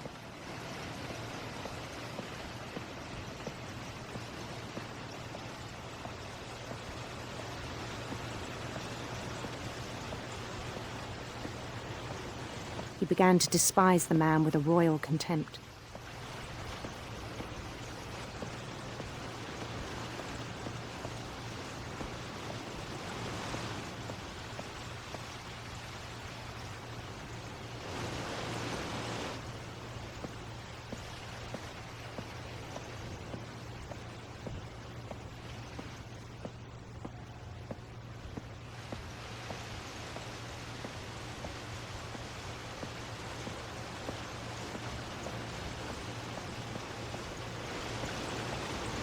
I still thought I could save him.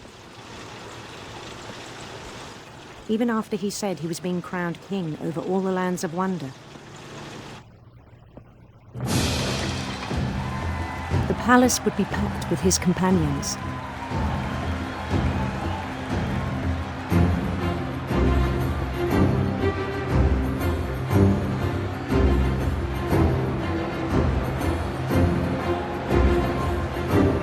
Including the wise Calico who'd insisted on inviting him.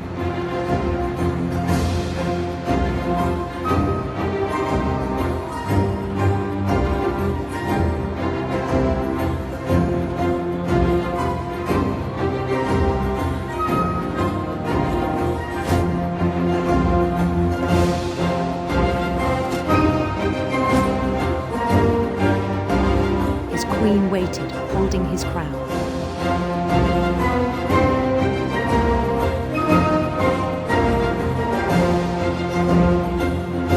There was only one thing left to do.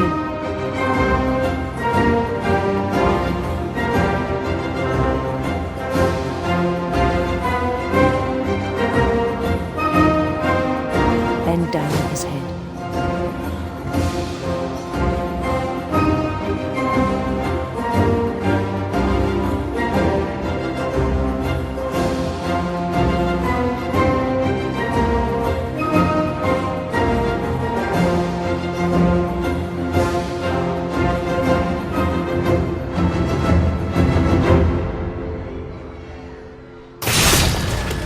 I think you know. Mrs. Finch, your son was a kind man who will be missed by all of us who knew him.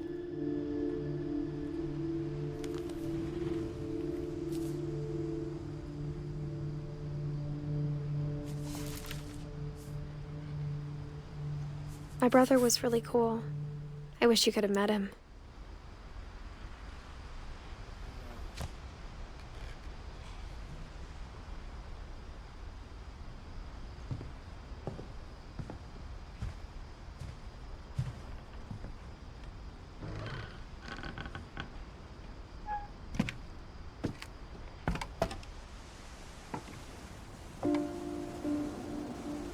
On the way back from Lewis's funeral, my mom told me to start packing. She waited until the day before we left to tell Edie. I'm not sure if she wanted to make it easier or harder.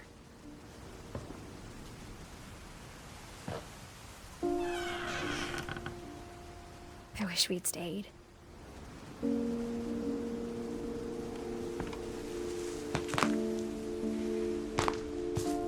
But I understand why we left.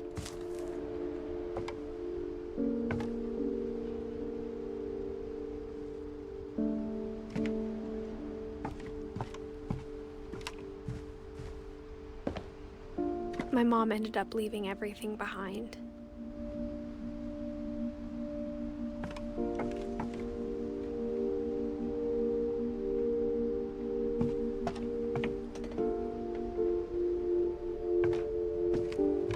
What happened that night had been coming for a long time. Maybe it should have come sooner.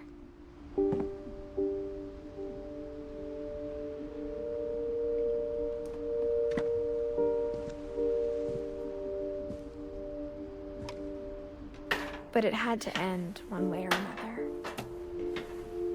All that's left now is to tell you about that last night.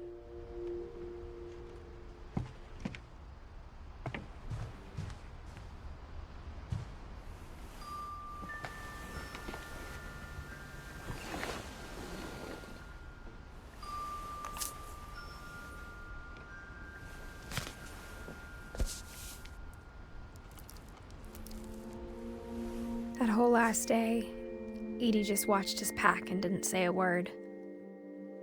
Until supper, when she raised her glass and said, "To our final night together, and all our final nights apart." Grandma, you know what I said about alcohol. Some of your medications are very Edith, specific. I left a present for you in the hallway. Why don't you go open it?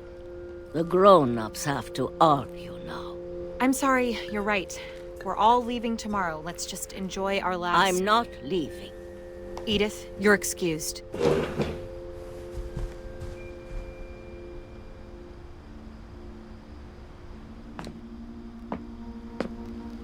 The power had been shut off that morning, but Edie always had plenty of candles. When my mom sealed the library, I don't think she knew about the other entrance. Or that Edie had a key to it.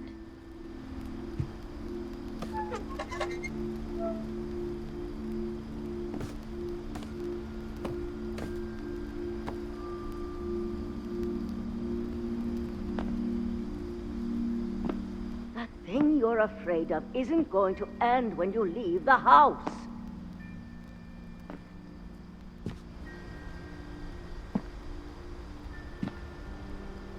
Edith has a right to know these stories.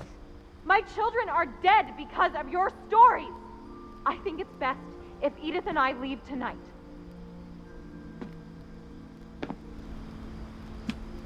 We'll have the nursing home send a van for you in the morning, okay?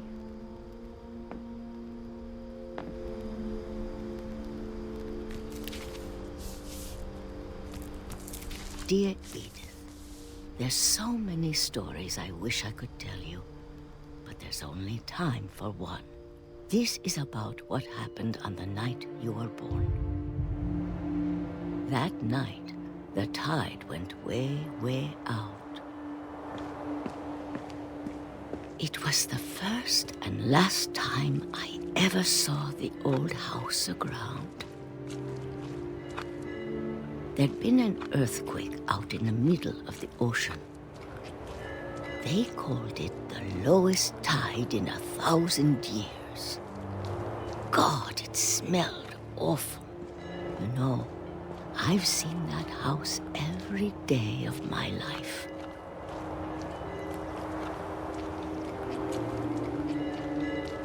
But I never thought I'd go back to it.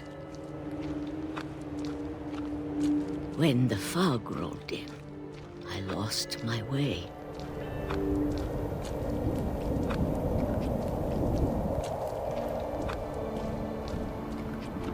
I got turned around.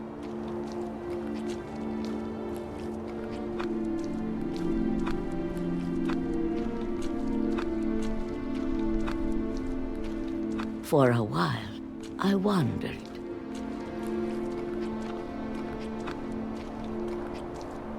I started seeing things.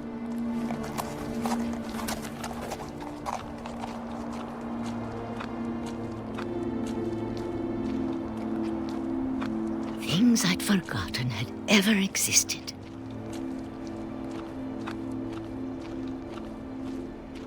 But when I saw them, they felt like old friends.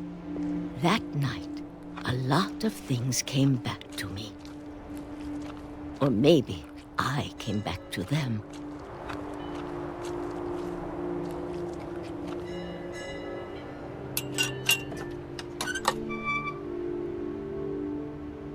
Things I can't explain, but that I need you to try and... Edith, what are you doing in here?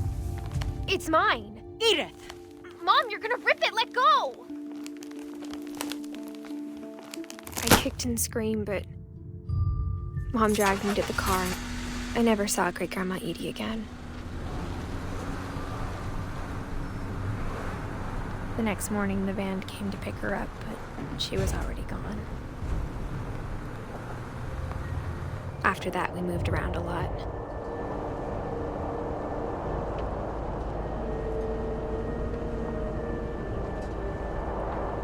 We both tried to make the best of it.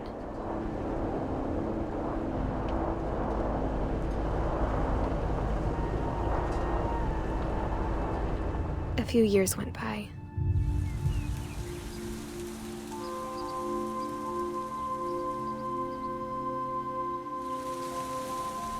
My mom didn't like to talk about it, but she started getting sick a lot. The rest happened pretty quickly.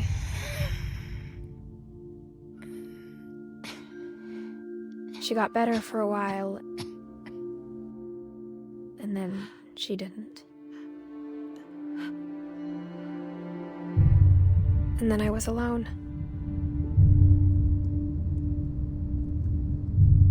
The last Finch left alive.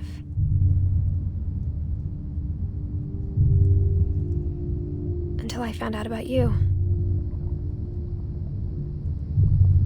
I'm still not sure what to tell you about all this. If we lived forever, maybe we'd have time to understand things. But as it is, I think the best we can do is try to open our eyes. And appreciate how strange and brief all of this is.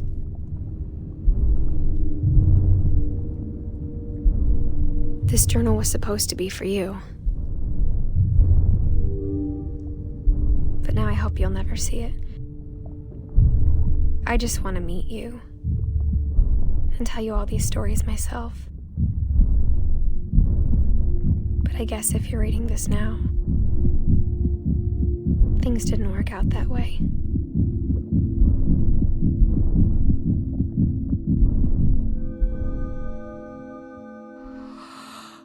This is where your story begins. I'm sorry I won't be there to see it. It's a lot to ask, but I don't want you to be sad that I'm gone. I want you to be amazed that any of us ever had a chance to be here at all. Good luck.